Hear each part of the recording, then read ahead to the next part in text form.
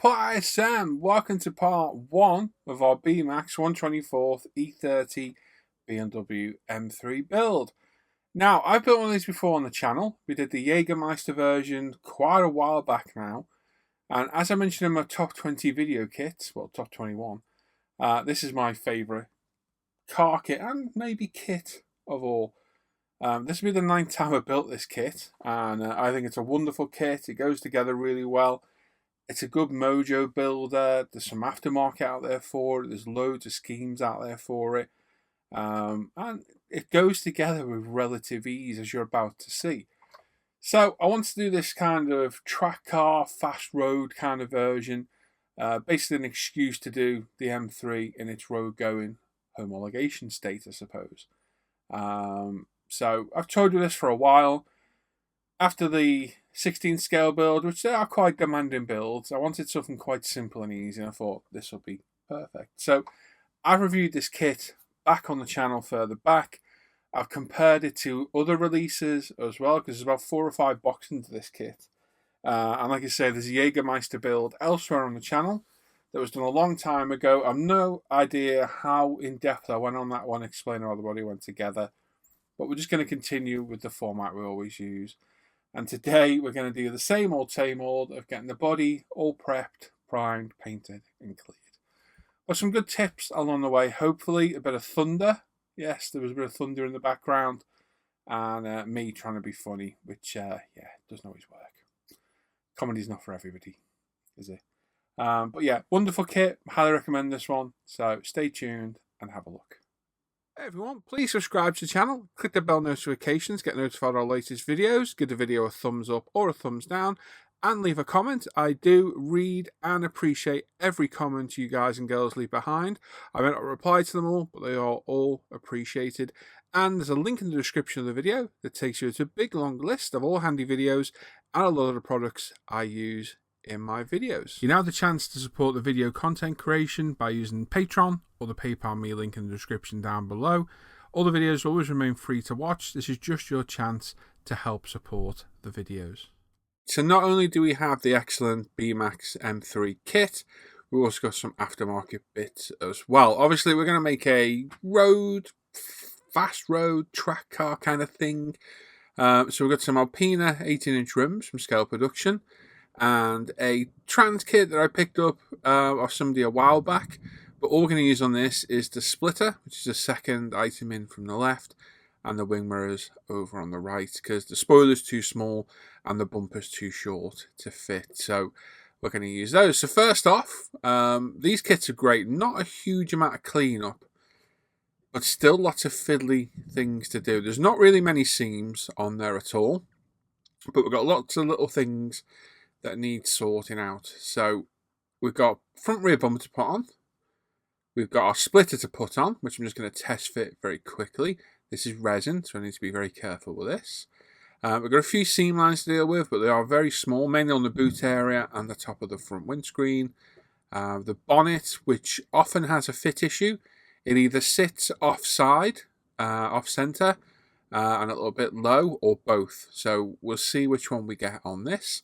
But we'll start by, on all the plastic parts, cleaning off the sprue locator points, using a combination of our Ultimate Modelling Thinny Stick 400, sponges, and our buffers to get them back to normal plastic.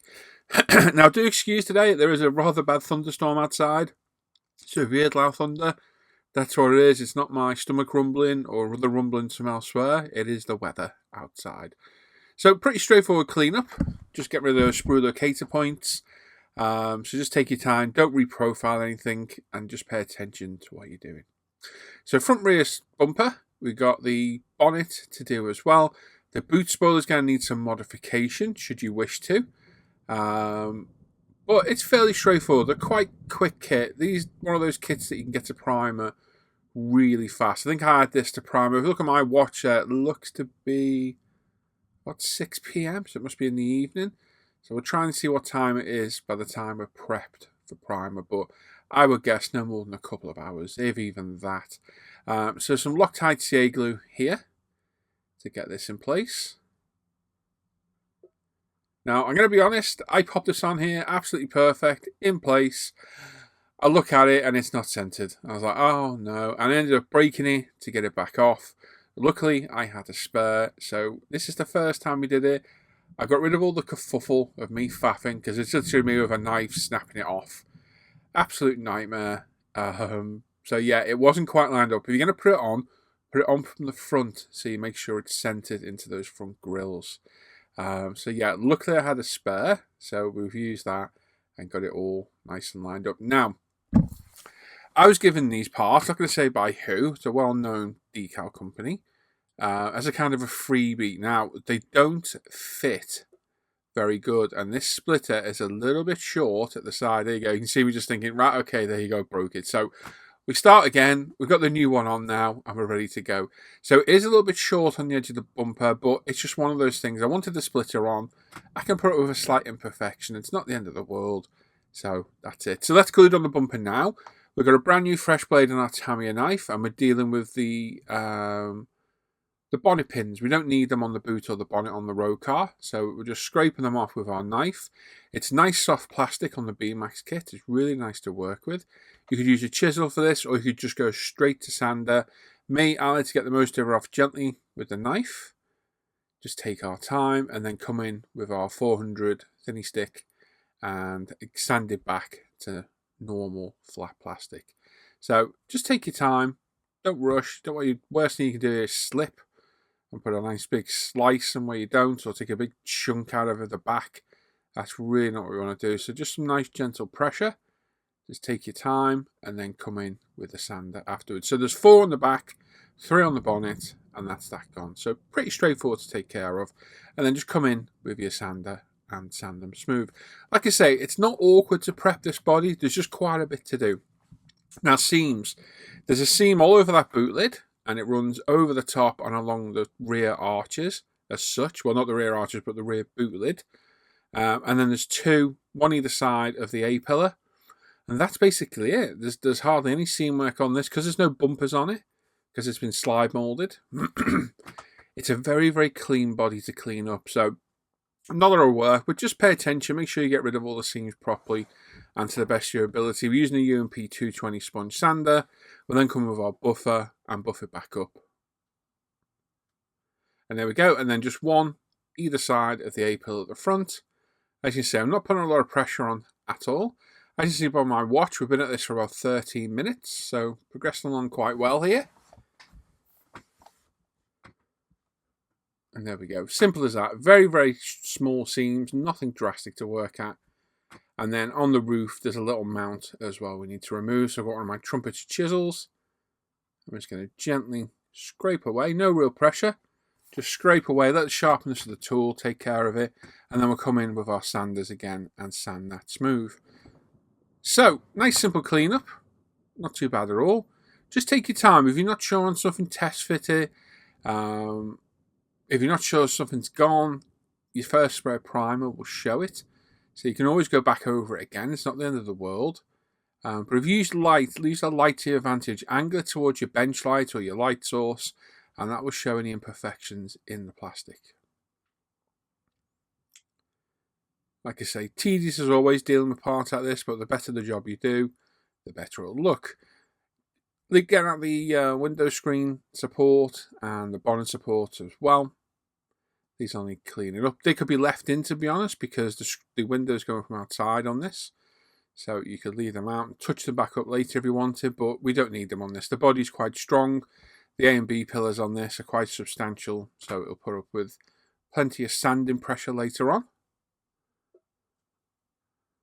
Some gentle sanding with our 400 thinning, making sure we've got rid of all those sprue locator points. Like I say, the windows on these go on from the outside. I have built one of these before on the channel. We did the Jägermeister DTM car quite a while back, and I've wanted to do this kind of road-going version of this car for quite some time. The bonnet, again, sprue locator points just on the side that need taken care of.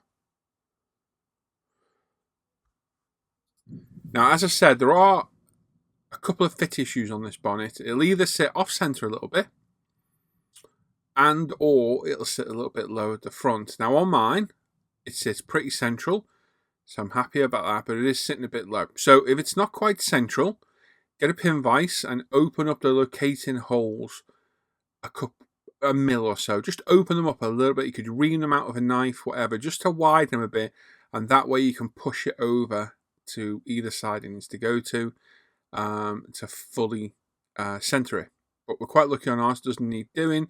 I'd say I've had to do it. This is the 9th one of these I've built now, and I reckon I've had to drill out those points about 5 times, so about 50%. Now it is sitting a little bit low at the front, so I've got some very thin styrene sheet. I'm going to guess this is about 1/2 mil. What we're going to do, we cut it into slithers. I'm just going to cut them a little bit smaller. We're going to whip these in half. Use our knife. And then we're going to glue these on the slam panel. And then that will raise our bonnet up just a little bit. Enough to keep it flush. So just place it one on either side. Hit it with our Tamiya Extra Thin glue mix. Like so. Make sure it's pressed down. And then we can repeat that for the other side. Make sure it's not going to foul the headlights at all. Again, hit it with the glue mix. Like so. That will set, and that will give us enough height now to put our bonnet flush. So quick test fit. There we go. It looks good underneath. It's set central. That's about the right height at the front. So finger in the middle of the bonnet, away from the edges. We're just going to let the capillary reaction of the Tamiya glue. This is my Tamiya glue mix with EMA Plasti-Weld. 50-50 mix. Just going to glue the bonnet shut.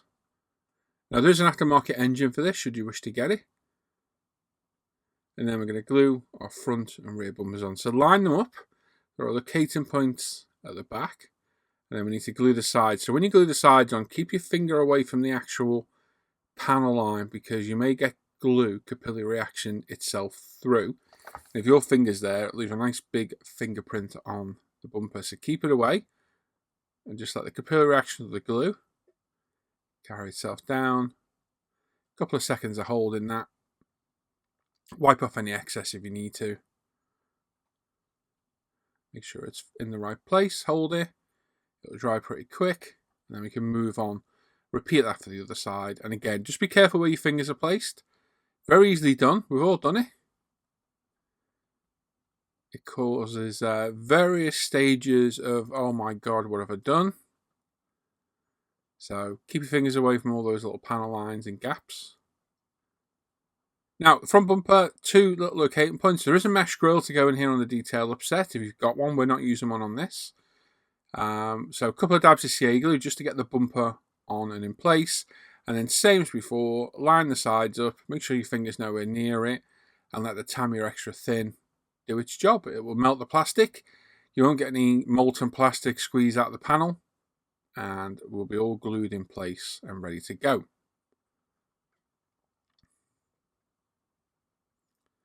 There you go. Be generous with the glue, but don't be over generous. Wipe the brush off, but make sure you get enough in there so the capillary reaction carries it everywhere you want it, and it's fully glued. Now, spur locator points on the rear spoiler, cleaned up exactly the same as before. There's the Thunder. Ooh. There we go. And then we're going to cut the little flip off the back. Now, you could leave this on. Some of the road cars have this. I'm going for more of the standardish look, to be honest. So we're just cutting off the plastic at the back. Then we use our 400 thinning stick to shape it down. It can get to a good shape. I've done this many times before. But just take your time. Don't take too much off. Do a little bit at a time. And you'll know when it's looking right, because it'll look right. And then a quick test fit. It's good advice, isn't it? You know it's looking right when it's looking right. There we go. That's like saying you'll know it's raining when you're wet. So there we go, 7 o'clock. It's taken us an hour to get to this point. That's not bad for a full cleanup. We've got a resin part glued on. We cleaned it all up. And we are basically ready for primer now. So we're going to very quickly scuff all the body up with our 220 sponge. And this will get rid of any fingerprints, glue marks, and will give us a nice key for our primer. So just go all around the body with this. No real pressure, just taking the sheen off the plastic. And it's also a good final check for anything you may have missed seam line wise, or where we've removed those bonnet pins. it's a good final check look around for that.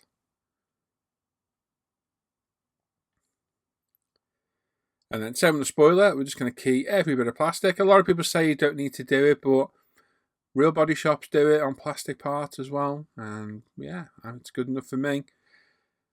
Right, we're going to tape the body shell inside onto our Tamiya stand. Just a little bit of masking tape to hold securely in. There's a little panel line halfway up that you can sit the stand on, and then pop the tape through and just tape it in position.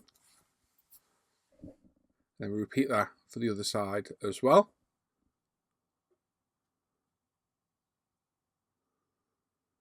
And there we go. So it gives us a nice secure fitting for the body to sit safely.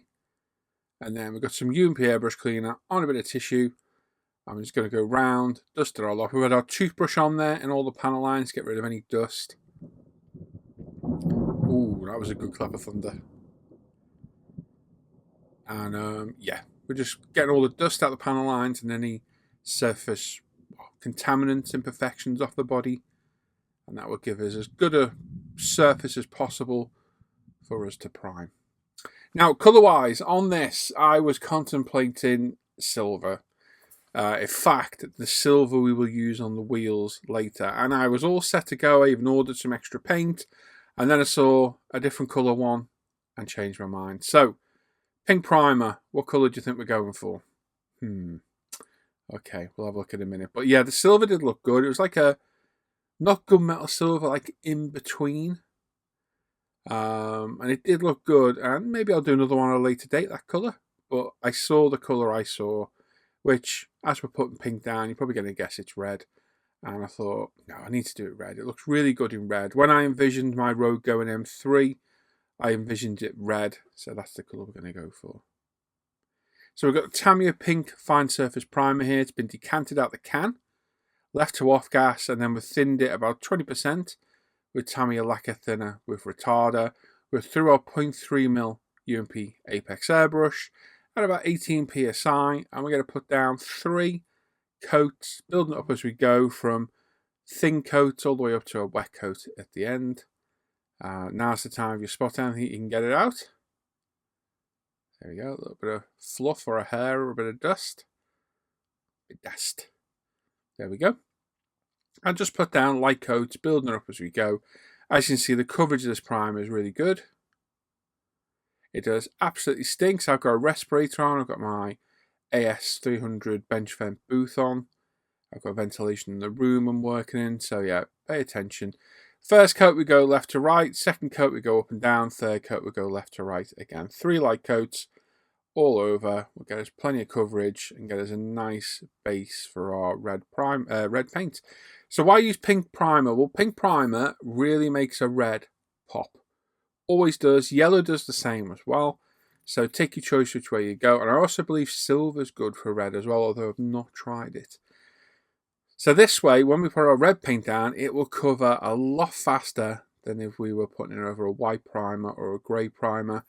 And I think it makes the red a lot more vibrant. Of course, we're doing the wing mirrors and the spoiler while we're off as well. We've got the wing mirrors mounted up on cocktail sticks and the spoiler up on a clamp. So again, a couple of light coats of primer. We give it 5-10 minutes in between coats, leaving the booth on, leaving the mask on if we're staying in the room. And then we come back for our final coat. We put the final one on, probably the wettest of them all. The Tamiya TS sprays and primers do like to go on wetter. They self-level really well. Obviously, don't go too wet because you'll get runs. But yeah, they lay down really nice. Now, colour. Plenty of red colours in my arsenal. I chose TS86. Here I am making an absolute... Ooh, another clap of thunder. Oh, that was a good one. I do love thunder and lightning. As long as it doesn't strike me, I'm happy. I looked at plenty of colours and... Oh, popped off. We don't want to do that, do we? Don't want to pop your nozzle off too soon. I'm making a holy mess here all over my bench, trying to decant paint for the camera. You've seen me do this before. I've got a video dedicated on this on the channel. Just spray the nozzle into a medicine cup. We'll leave it overnight, and then the next day it'll be ready to go. It's very important to leave it, let it off gas, so it can have an adverse effect on the model when you're airbrushing. I know there's people out there going to say, oh, I do it all the time, but I know people who've done it and it's absolutely ruined their model. And is it worth the risk for the sake of leaving it overnight? No, it's not at all.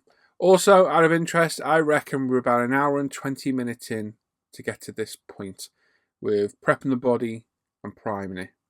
An hour and 20 minutes isn't bad to start a model and get the body in primer. Not too bad at all. So this is decanted. I've also sprayed a test spoon. Ignore the dark red piece. That was just a bit of paint that was already on there. And we're just using the rattle can. And again, I'll leave it overnight and we'll assess the colour the next day. Head on over to www.umpretail.com and help support mine and Lee's business, because without Ultimate Modelling Products, there would not be any international scale modeler, and all the videos we put out there, and the Facebook page, and the forum we run. We stock loads and loads of modelling products, including all our own products of our Apex airbrush, our pigments, primers, sanders, thinner and cleaner tools, our wonderful storage system, polish system, and weathering washes. We also sell modelling tools, paints, model kits, glue, solutions, fillers, weathering products, aftermarket, and of course, international scale modeler merchandise and gift cards. And all orders made before 12 midday get next day delivery in the UK, and international orders are shipped within 48 hours. And then, so it's approximately 12 hours later, I'm adding some Tamiya lacquer thinner with retarder, about 20% to this mix. We're going to whiz it up with our Badger paint mixer. That way we know it's properly thinned. I'm probably going to spill some paint any second. Let's have a look. There it is. Told you. And we know it's truly off-cast as well. We've got our UMP Apex 0.35 needle. We're at 18 psi again. We've got our cap. Ta-da! Look at that. Our cap's on. Yay! We're going to put down several coats of this, building it up slowly, alternate between left and right passes, up and down between coats. And I'm going to say off the top of my head, we put about 5 coats down on this. That way we get full coverage. We're making sure we get every angle, every recess, and we get a nice, vibrant red colour, which I think you'll agree, my paint jobs do tend to look quite vibrant because I do put a lot of paint down. Is it overkill? It can be, yes. But I'll stand by my colours all day long. They always come out nice and vibrant, and I'll continue painting the way I do. Some people might not like them, but hey, as long as I'm happy, at the end of the day, that's all that matters. So as you can see, the red over the pink covers really quickly. If that was white primer, would you have pink for the first 2 or 3 coats while we built it up? Straight away we're getting good coverage, we're getting good vibrancy coming through, and it really is starting to look good. So there we go, and again onto the spoiler and the mirrors. Just take your time, build it up slowly, and then here we go, alternating passes up and down. Again, my respirator's on, I've got a glove on my hand, I've got a window open, my boots on. I have noticed lately that if I don't take these precautions, the next day I get a horrendous headache. If I do this and leave the room as well, which is very important while it's off-gassing, it stops that problem. So, yeah, if you're spraying anything like this noxious, once you're cleaned up, get out the room, let it off-gas of its own will, and if you're in your house with your family, don't be doing this on the kitchen table. Do it outside or in a shed or wherever you've got that you can paint. Take care of your lungs, take care of your family as well. So there we go. Let's get the lid off. There we go. As you can see, it gets everywhere. Oh, we're spilling more paint. There's more paint on the bench than on the car. And that glove. Look at the state of the glove. I don't know. So again, yeah, just light passes over. We're building it up. It's getting wetter and wetter as we go. We're also getting inside as well, inside the wheel arches, inside the door pillars. Everywhere, and as you can see, we're becoming wetter and wetter the more coat you put on. Like I say, the TS sprays do like to go on wet, and you'll see the result at the end, because chatting in a hangout, my buddy Roland thought this had been glossed already. So it's a very, very good paint. Thinning it is definitely beneficial. A lot of people say you don't need to. I think it likes just a little bit of thinner. Not a lot, but it does like a little bit. I think it helps it level better and gives a better sheen. While we're here as well, once the car's done, that's all painted, we're going to prime up our scale production resin wheels. So these have been cleaned with some IPA, well, some airbrush cleaner, UMP airbrush cleaner, and a toothbrush. And we've got some Mr. Servicer 1500 black, thinned about 60% with Mr. Leveling thinner. We've got our 0.2mm apex. We're about 14 psi now, I think. I'm very vague on my air pressures because the Beemax gauge is a bit odd. It's measured in 4 psi increments. It can be quite hard to say where you are sometimes. So I reckon I'm normally between 14 and 18 psi. But we've done several, 3 light passes, getting all the angles like I'm doing right now. And there we go, that's those done. Then we've got Mr. Hobby stainless steel, super stainless. So this was the colour I was contemplating doing the car in, out of interest. It's a wonderful colour. It's the colour we used on the exhaust of the Ferrari, the 288 we just did. And I thought, wow, that is a pretty colour. And this was the colour I contemplated doing the car in. Now, I think it would have looked absolutely fantastic in it, but I just wanted to do red. And the main problem I had with the red was we'd just done a red car. But sometimes things have got to be done for the reasons they are. And yeah, I want to do a red M3. But this colour we will definitely use on a car in the future because it is a stunning colour. So I thought, we're not going to use it on the car, we'll use it on the wheels, and these are going to look beautiful. Look at that sheen. It's a beautiful, beautiful colour.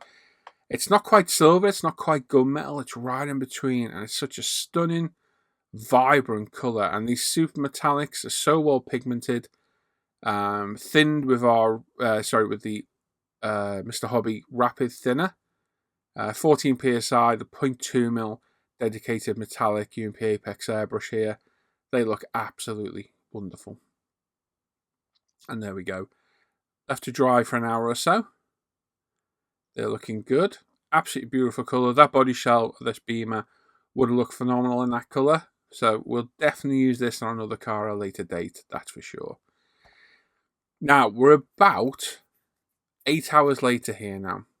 And I'm putting the panel line wash on. No problem doing this. We have a bit of an issue in a minute putting some Vallejo model colour on, because I've not rushed it, but I've made a mistake in thinking it'll be okay. Now, this is fine. This is enamel over lacquer.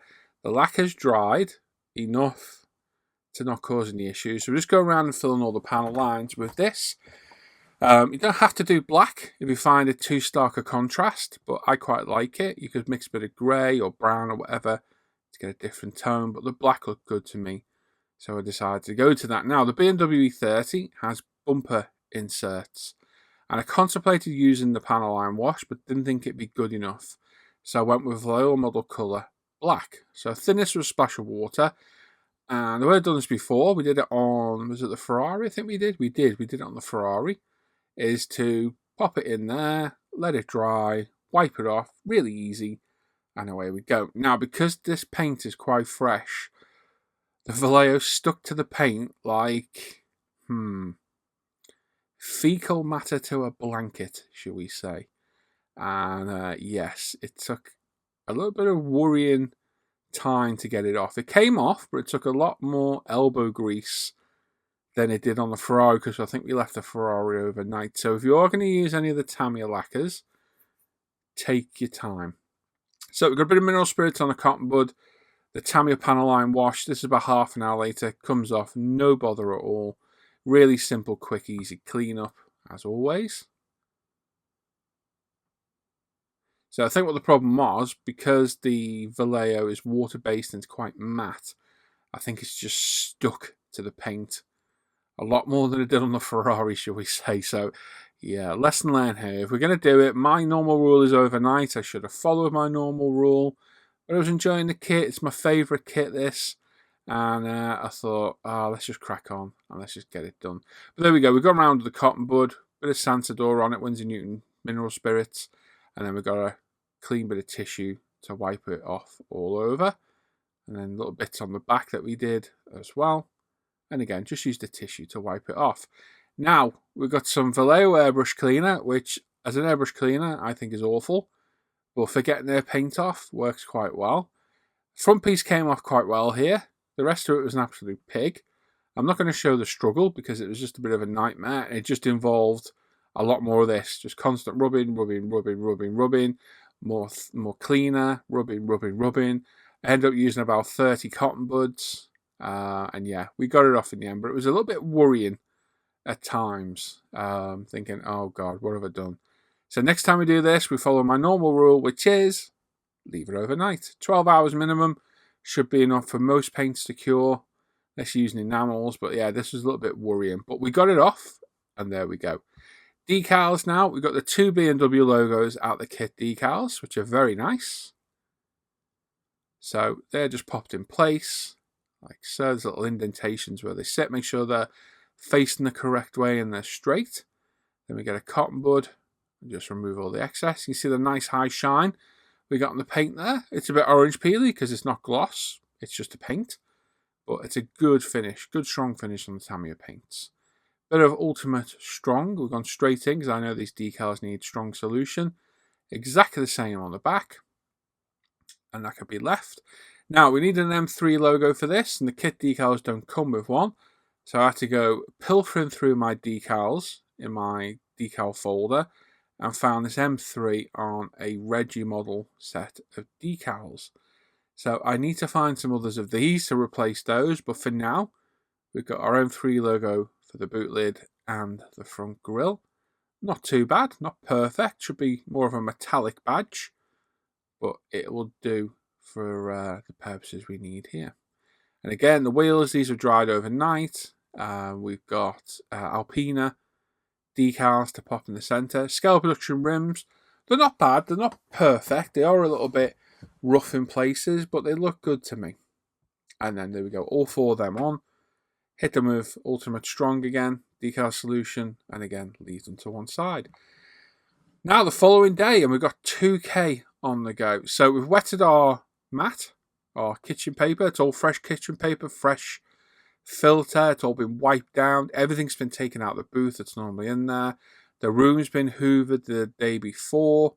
And yes, so we've got 9mm of clear because it was the end of the bottle, 3mm of hardener, and we're going to add 3mm of thinner. Now, I don't normally do this much. We do have a little bit left at the end, but it was the end of the bottle of clear. I thought, might as well use it rather than keeping a little bit, which wouldn't be enough for another car.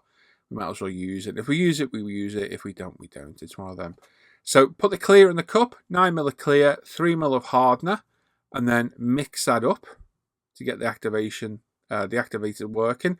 Throw that pipette away. We've got a fresh pipette, and we're into the thinner, and we're going to add 3mm of thinner again, and then pop the lid back on this. Give it a good mix up. It will go cloudy with the thinner.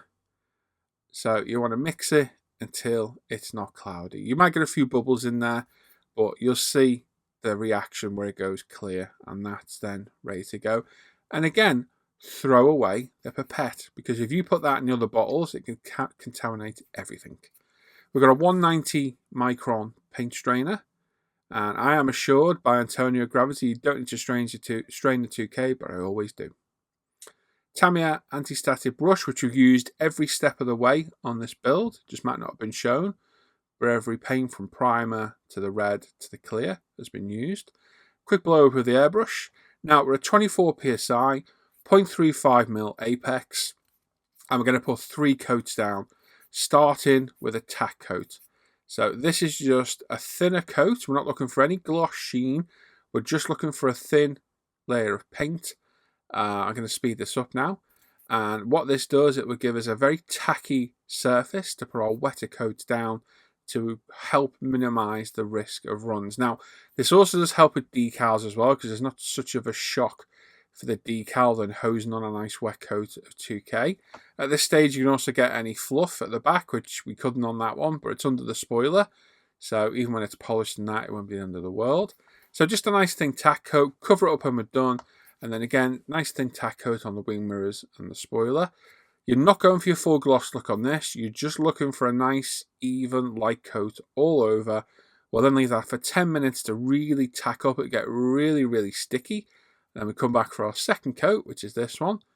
And we're coming now with a more purposeful, slower spray. So we are putting on a wet coat, but we're not going for a full gloss look just yet. We're just getting a nice, even coat down. So we start one side, start at the bottom, work your way up. Don't forget the inside of the wheel arches, the lower half, the sills, and the front and rear bumpers at the bottom.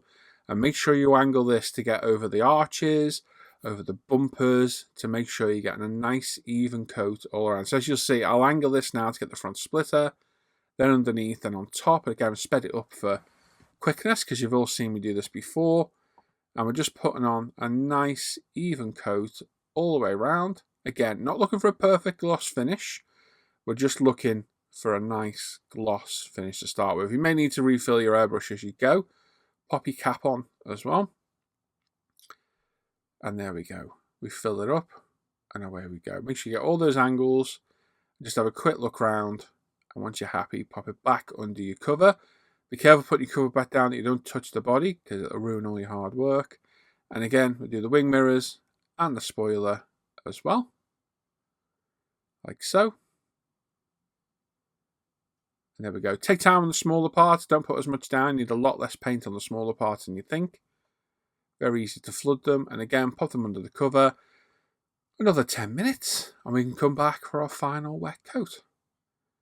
There we go, carefully removed. Now, this is where we want our full wet coat, because how this looks once we finish spraying it, when it's been left for a couple of minutes to fully self-level, that's how it's going to dry. So if you can see orange peel, you're going to have orange peel in your finish. If you can see a run, there's going to be a run. So you can kind of do something about it now. Orange peel means you need to put a little bit more paint down. So if you go around, there's an area that's not quite as clear as the rest of it, just give it another light coat, go over. But again, nice, slow, purposeful spray. We're going on and off the air at the end of every pass. And we're going to go around and just methodically get every angle from the bottom of the bumper, the back of the bumper, the top of the bumper, all over the boot lid. And we're just having a quick check as we go for anywhere we've missed. Get all the wheel arches as well. Like so. And then just start as you go again, top to bottom, methodically getting every single angle as we go. Now, I've not sped this bit up because I think this is probably the most important coat of them all. Like I say, what you're left with here is what you will get when it dries. So what I tend to do is put the coat on the body shell itself first, pop it back under the cover, do the other pieces, pop those under, leave it a couple of minutes, then have a look, get it out, have a look. It will have self-leveled itself by then. And like I say, what you've got here now is good. Now, we did get a little bit of dust land in our second coat. The third coat's kind of covered it up, so it's not too bad. We've got no runs anywhere at all, which is always good news. Red's quite a hard one to do. I think it's quite hard to spot runs on red. Be careful, put it back under your cover. Make sure you don't hit anywhere. And yeah, it's looking good. We've got a little bit of dust on the roof, one on the boot spoiler and one on the boot lid as well. But other than that, quite a clean, dust-free spray job. And again, on the wing mirrors and the spoiler, make sure you get the clear coat that you're after. So like I say, once you've done this, pop them back under that cover. Just set another couple of minutes, let it do its work, let it self-level, and then grab it back out, have a little look, and see what you think. So we're going to pop these back under. And about 2 minutes later, we're going to grab them back out and just have a quick look. You can see I've got my bottom part of my box there ready to go. And I'm just using the light, angle it all around. And we have got a beautiful, beautiful clear coat. Very happy with this one. So what have I done different on this one? We came back from the model a little bit. I've got a habit of getting in a little bit too close. And I forethought on this one. Let's keep away from it a little bit and let's see what we get. And we've got a really nice, deep, clear coat there with no flaws, barely any dust in it, and a nice orange peel-free finish. Now the wing mirrors, there's little holes in the side of the stand. I'll pop those in because it holds them nice and securely. I've got clips on the bottom of my box here to hold the paint stand in. The actual boot spoiler can just sit and rest just there nice and safely. And then the box, which is upside down, it's got some vents in. As you can see, we'll very carefully slide over the top. We will clip the back part in and we will raise the front part with a pot of paint to let it off gas. Now, this is 2 hours later. 2K is supposedly dust dry after about an hour, but I like to leave it a couple of hours to fully off gas, and we have got a beautiful 2K finish. Very happy with this one. It's come out really well, really nice and deep, not too thick. Obviously, we've got to sand this and polish it, so we'll lose a little bit of the thickness. But that's good. Really happy with this. We got rid of the dust issues and the stupid flock issues that we've had by the look of it by just repeatedly hoovering the room. I say me, but it was Hannah that's actually done it for me. We've got a few specks of dust here and there, but we can deal with those. They're not really an issue. Really happy with that. Absolutely spot on. So that goes back in here. And for the first 2 days, I will leave the front of the lid open a little bit just to allow it to fully off gas by itself. Although I do have vents in the side, I still like to do that to make sure it can off gas naturally all by itself. But they go in there. Now we can pop the lid back on. There we go. As you see, my airbrush has been fully cleaned and is literally soaking in some thinners. The air valve's not in the thinners at all, just the paint channels. So they're left there. And here's some pictures of how it looked. So not bad at all. It's a rainy day outside. There's my compressor. Do apologise. So there are rain splatters on the window, but yeah, it's a beautiful, deep red finish. Really happy with this one. Glad I chose that red. I am glad I've painted this red. That silver would have looked fantastic, but I think this is going to look really good in red with those wheels on. It's going to look very, very nice. So yeah, it's turned out well. Clear coat's good. We can leave this now. We can concentrate on the running gear, the chassis, and all the interior as well. So that's it. That's where we're at today. So happy with that. Bit of a shame about the front splitter not quite fitting properly. It was a case of either that or leave it off. And I thought, you know what? It's not the end of the world. We'll pop it on. There we go. Then that's where we're at. That's come out really well. Very happy with that. As I said through the video about 24 million times. Nice clear coat. Really happy with that. Happy we chose red. The silver would have looked phenomenal. And like I say, we'll use that paint on a different kit. At a later date because it's a beautiful, beautiful colour. I think clear coated, it'll look wonderful. So we'll definitely use that at a later date. But I want to do a red one of these, and that's what we get. Now, the Alpina rims, not going to be everyone's taste, but I love them. They're always a classic wheel for BMW. And I think most of the road-going BMWs I build will get them. The 6 Series got them. This will have them. And I've got an 8 Series in the stash. That will more likely get them as well. So again, it's my build, my choice. If you don't like it, there's not much you can do. It's my personal preference on the models. There we go. If you built the kit before, let me know in the comments down below. What did you think of it? Like I said, it's a good kit. Not a bad kit for beginners either, to be honest, because it's quite straightforward. Although they're not the cheapest kits to buy, which is probably the downside to the kit. And if you've got any comments or questions, again, pop them down below. I do read all your comments and appreciate everyone that gives their feedback to the builds. So next video, I think we're going to go back to the F51 and get that all buttoned up, all the fuselage done on that. I think, if not, we'll progress with this. I don't know. The Warhammer Imperial Knight, I've decided to save for building on live streams. That is perfect for that because it's going to be sat at the bench being built. So I'm going to save that when I'm sat here, where I'm just going to be building, mostly brush painting and what have you. So that's when that's going to be done. Part of that is filmed, so I'll work on that on Friday night, Sunday night coming up. So hopefully it won't be too long before you see the first part of that. So yeah, stay tuned for subsequent videos, and I've got a few more reviews to do and a few more how-to videos to do as well. If you want to support the channel, the videos, my modelling, there's a Patreon link in the description down below. And there's also a PayPal me link as well if you just want to donate straight to that. Thank you for everyone that's taken part so far. Without you, I couldn't do this. So thank you very, very much. You're all absolutely brilliant. And for all the crazy people who keep sending me stuff in the post, you're all mad. But thank you very much. I appreciate anything and everything sent.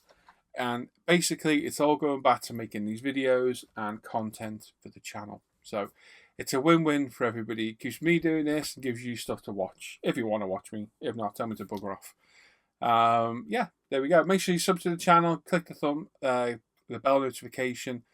Give it a thumbs up. Make sure you subscribe. I think only about 40% or 50% of people who watch the videos are actually subbed. So it'd be a big, big help if you sub to the channel.